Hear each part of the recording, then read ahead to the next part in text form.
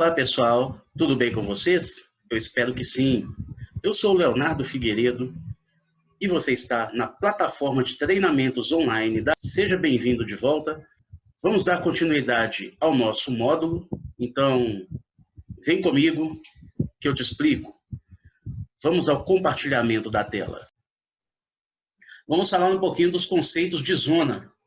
A gente tem aí, de acordo com esse critério, IEC, NBR, a gente tem a zona 0, a zona 1 e a zona 2. Então, vamos do conceito. Primeiro, zona 0 seria a zona mais perigosa. Denominamos zona 0 a região onde a ocorrência de uma mistura inflamável seja contínua ou quando ela existe por longos períodos de tempo. Então, ali, a presença dos gases ela é praticamente inerente ao processo ou à região. Então, os gases estarão presentes durante muito tempo. Então, aí fica caracterizada a zona 0. A zona 1, denominamos zona 1 a região onde a ocorrência de uma mistura inflamável aconteça durante condições normais de operação dos equipamentos que fazem parte daquele processo. Então, assim, é normal acontecer? Sim, mas não tanto quanto a zona 0. A frequência será menor. Zona 2, denominamos zona 2 a região onde a ocorrência de uma mistura inflamável seja pouco provável de acontecer e, caso aconteça, vai durar curtos períodos, terá uma duração curta. Essa situação geralmente estará associada em condições anormais, com situações específicas, condições anormais de operação dos equipamentos que fazem parte daquele processo. Então, por exemplo, durante uma quebra de um equipamento, durante um vazamento de gás, durante uma anomalia do equipamento. Ok? Agora aqui a gente tem um quadro da estimativa da formação das zonas num determinado ambiente durante 10.000 horas, o que equivaleria a mais ou menos aí um ano. Tá?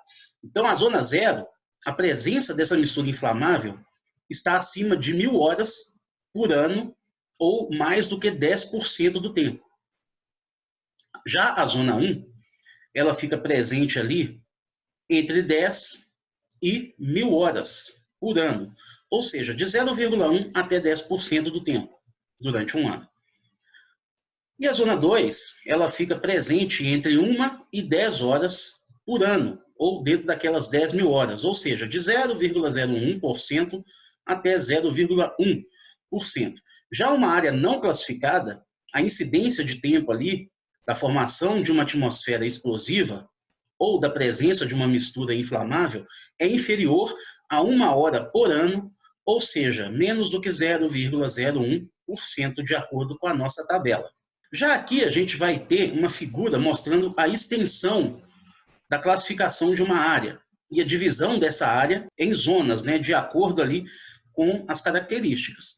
Então aqui a gente tem o cenário de um tanque de armazenamento de um líquido inflamável, os motores e as tubulações. Então aqui a gente pode perceber que aqui está o reservatório, aqui está o tanque.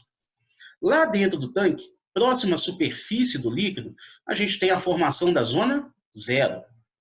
Na área de escape do gás, ou que a gente chama de respiro, a gente tem aqui um determinado raio, numa determinada distância, isso também envolve a questão da ventilação. Então a gente tem aqui em vermelho a formação da zona 1. Já ao redor da edificação aqui, em azul, a gente tem a formação da zona 2. É claro que esse tanque aqui vai ter uma conexão com uma tubulação, bombas, motores, válvulas e por aí vai. Nessa parte aqui, que seria uma parte de depressão, como esse gás provavelmente é mais denso do que o ar, então ele ocupa as partes de baixo, então aqui a gente tem a formação da zona 1. Já na parte externa, a gente tem a formação da zona 2, em azul. Entenderam, gente? Como é que se forma aí as zonas? Como é que se conceituam as zonas? Tem muito a ver com a proximidade com a fonte de risco, tanto é que aqui perto do líquido, perto da superfície do líquido, a gente tem a formação da zona 0 dentro do recipiente, que está coberto, inclusive. Então, proximidade com a fonte é um dos fatores. A questão da ventilação é outro fator que influencia diretamente no zoneamento, na classificação das áreas classificadas, na zona, em qual tipo de zona, e a permanência, também, o tempo. Se esse é um respiro de descarga contínua, eu posso ter a presença da zona 0, mas aqui é o que tudo indica, não é um respiro de descarga contínua, então eu vou ter somente a zona 1.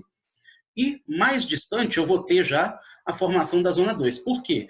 Porque a questão da ventilação, né, facilita com que os gases se espalhem, se dissipem. Então eu vou ter um poder mais fraco desse gás. Então ele não vai se espalhar tanto assim.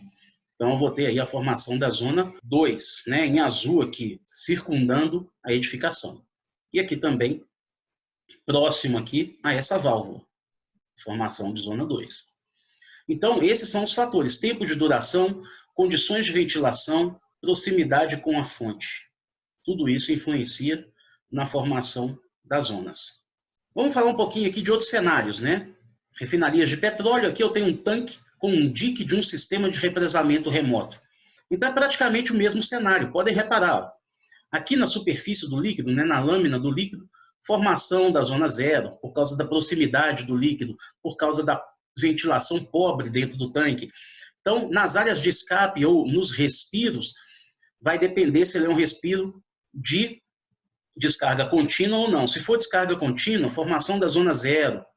E à medida que a distância vai aumentando, eu vou ter a formação da zona 1 e a formação da zona 2. Zona 2, inclusive, aqui circundando, né, cercando o recipiente, cercando o reservatório, cercando a edificação, cercando a unidade de processo, seja lá o que for.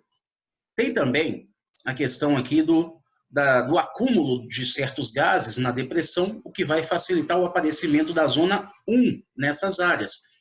De novo, provavelmente se trata de um gás que é mais denso do que o ar. Então aqui a gente tem uma nota, né? As operações de mistura podem requerer áreas classificadas de maior extensão, no caso de vazões de enchimento elevadas. Distâncias típicas considerando a indústria do petróleo, e a zona 2 se estende e termina a 3 metros do costado, né, ou da parede do tanque, se não houver dique ou sistemas de represamento. Aqui a gente tem formação de zona 1, de zona 2 e a área segura em uma plataforma de petróleo. A gente consegue ver aqui o mapeamento, né, o mapa de áreas classificadas. Provavelmente a sua unidade tem um mapa desses. Aqui a gente tem respiros dos equipamentos de processo situados em ambientes externos, bem ventilados. O que acontece aqui? É aquele esquema que a gente estava explicando. Se o respiro tem descarga contínua, vai ter a formação da zona 0. Se o respiro não tem descarga contínua, ele vai ter a formação somente da zona 1 e 2. Já aqui nós temos um mapa de um navio sonda. A gente pode perceber aqui os detalhes da embarcação, a torre de perfuração, né, desse navio sonda, a divisão das partes aqui, inclusive o mapa, né, do casario, e aqui o casco.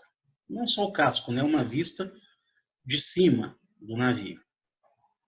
E aí todas as áreas. Muito bem, pessoal, chegamos ao final do vídeo, mas o módulo ainda não acabou. Continue com a gente, que a gente se vê no próximo vídeo para a gente continuar esse módulo. Até lá!